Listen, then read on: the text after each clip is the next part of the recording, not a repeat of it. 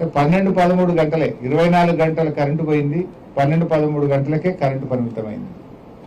ఈ ఎరువుల బాధ నా నోటితో చెప్పనవసరం లేదు.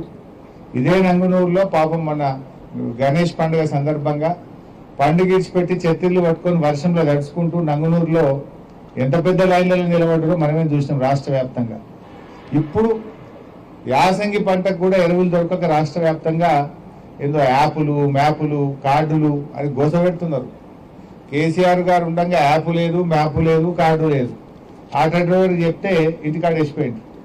ఊళ్ళకే లారీలు పంపితే ఊళ్ళోనే అమాలి లేదు, ఆటో కిరాయి లేదు, కూలి పని పోలేదు. ఎవరి ఊళ్ళో వాళ్ళు ఎరువు బస్తాలు తీసుకునే పరిస్థితి నాటు కేసీఆర్ గారి హయాంలో ఉంది. ఎరువులియే చేతగాక యాప్లు మ్యాపులు కార్డుల కథ పెట్టిండ్రు. కొన్ని జిల్లాల్లో యాప్లు పెట్టిండ్రు, కొన్ని జిల్లాల్లో కార్డులు పెట్టిండ్రు. గోసగుచ్చుకుంటున్నారు రైతుల్ని. ఇప్పుడు షాపుల్లో లేని యూరియా యాపుల్లో యాడికెళ్ళి వస్తుంది? షాపులు ఉంటే కదా యాప్లు వచ్చేది. నీ దగ్గర యూరియా లేక అది 3 సార్లు ఇస్తారట. ఆ ఇచ్చే 3 బస్తాలు 2 బస్తాలు అది 3 సార్లు ఇస్తారట. ఇప్పుడు